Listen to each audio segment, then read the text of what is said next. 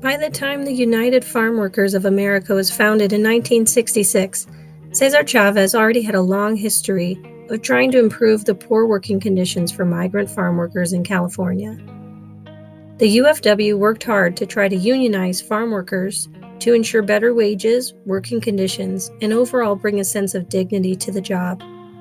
However, more than any boycott, walkout, or protest, the most impactful and lasting victory for the UFW and farm workers was the successful ban of the short-handle hoe in the state of California in 1975.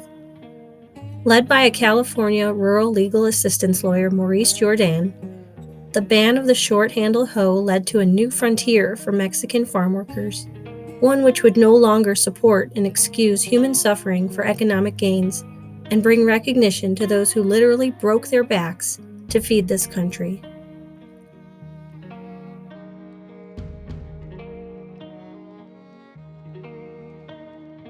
Use of the short-handle hoe in the United States can be traced back to the late 19th century, but it was during the Bracero program that the tool became almost completely affiliated with Mexican farm labor. The Bracero program, which was created in 1942 by an executive order to fill agricultural labor shortages during World War II, allowed Mexican laborers to come to the United States to work temporarily in the fields. The program ended in 1964, but was fraught with corruption from employers taking advantage of farm workers and providing terrible working conditions, knowing that Mexican laborers had no power to object. The short hoe, often referred to as El Cortito, or the short one, was widely used by Mexican farm workers during the Bracero program and represented one of the most cruel labor practices in the farming industry. Agricultural work with El Cortito was considered to be one of the worst jobs for migrant laborers. Imagine having to work in a bent-over position and crawl along the dusty rows of lettuce or beets for 10 or 12 hours a day. At the end of a shift, it was nearly impossible to stand up straight. Braceros would be sent back to Mexico if they protested working conditions, so most laborers felt they had no choice but to suffer. Short-handle hoes were used mostly in California lettuce fields, but also were known to be used in Oregon, Idaho, Montana, Texas, Arizona, New Mexico, and Colorado.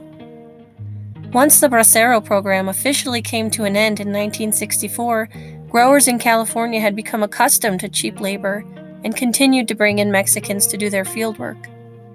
These so-called de facto braceros were willing to put up with low wages and poor working conditions because it allowed them to come legally to the United States and build their own opportunities.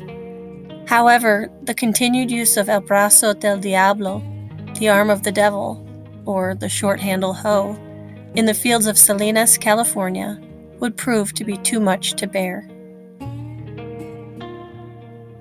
Cesar Chavez and Maurice Jourdain met in California in the 1960s while Jourdain was a law student, spending his summer at CRLA, a justice center that worked with low-wage farm workers. In 1968, Maurice Jourdain's path in his law career would be forever changed when he was told that the way to really help farm workers would be to get rid of El Cortito. When he started with working for CRLA, we would brainstorm, we'd play pool, drink beer, chit-chat. What do you think? How do you think we can best serve the farm workers? And during those conversations, the Cortito issue came up. I told Mo, if you really want to help the farm workers, you get rid of the Cortito. To fully understand the oppressive and torturous nature of the work that came with the use of the short hoe, Jourdain was challenged by some farm workers he was there to represent and went to work with El Cortito in the fields to see for himself. And I remember thinking to myself, I don't have to go to the field to know it's hard to bend over all day to cheap labor. Right. And so finally, I think about 10 or 15 minutes later, he stands up and says, "Oh, my aching back."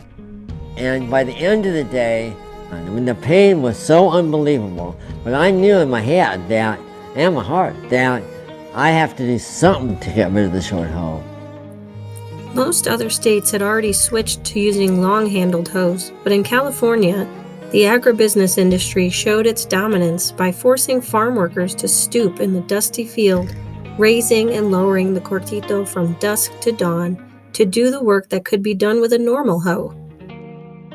3 holes in the center of all the other tools, where you can see the middle one is like a complete new size hole, and then to the left is the one that's worn out, and that's where you can illustrate, like I said. This is what striking the ground, with sometimes soft ground to gravelly, hard ground, wears down the hole. Imagine what it does to a person's back. The 10 doctors' affidavits in which they painted the picture. Here's an x-ray of a 41-year-old farm worker. Here's an x-ray of a 75-year-old man. They're the same. What this is doing is aging by 30 years or more, and it's irreversible. After years of preparation, Jourdain filed a petition to get El Cortito banned under the idea that it was an unsafe hand tool. He had collected over 10 testimonies from physicians who were all in agreement of the short-handle hoe's direct connection with causing debilitating and irreversible spinal damage, which further led to farm workers being disabled and unable to continue working past the age of 50. He collected testimony from several farm workers about their first-hand experiences with El Cortito. In spite of the facts, in July 1973, the first battle to ban the short hoe was denied. The decision said the hoe was not an unsafe hand tool, and the cost of discarding hundreds of thousands of hoes outweighs the harm resulting from their use. It went on further to say that Jourdain and his team did not supply sufficient evidence to prove the hoe to be unsafe. Many growers even went on record using racist pseudoscience ideas to justify the use of the short hoe based on genetic differences, ranging from Mexicans being built to handle the labor involved with using El Cortito, and that they were also predisposed to having back problems. Jourdain and his team would file an appeal with the Supreme Court since they clearly provided sufficient evidence, and the Supreme Court agreed that the denial of their 1973 petition had been done so in error and deserved another look. Be one of them. Mo, once he saw an injustice, was determined to do something about it. The short-handled hoe was clearly an injustice to the farm workers, physically, even mentally. On January 13, 1975, the Carmona versus the Division of Industrial Safety case in California Supreme Court was decided in favor of the farm workers and the banning of the short-handle hoe. The immediate reaction to the ban brought joy from farm workers and complaints from growers who continued to try to justify the human suffering that working with the Cortito caused. Several times after the ban, growers tried to work to amend the law banning the hoe, but continued to fail because of farm worker activists speaking up in protest. Jesse de la Cruz, one of those activists, invited federal officials to do more than just imagine what it was like to use the short hoe. She told them to just stand up and hold the tips of your shoes and walk up and down this room and see how many times you can do it.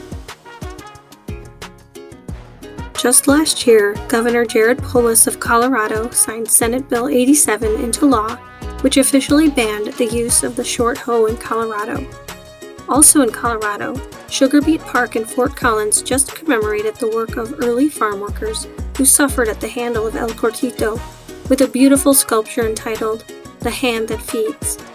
Not only do events like these and the recognition of the contributions and sacrifices made by early farm workers in this country raise awareness, they also continue to encourage reforms and help to raise the quality of life and social advancement for all.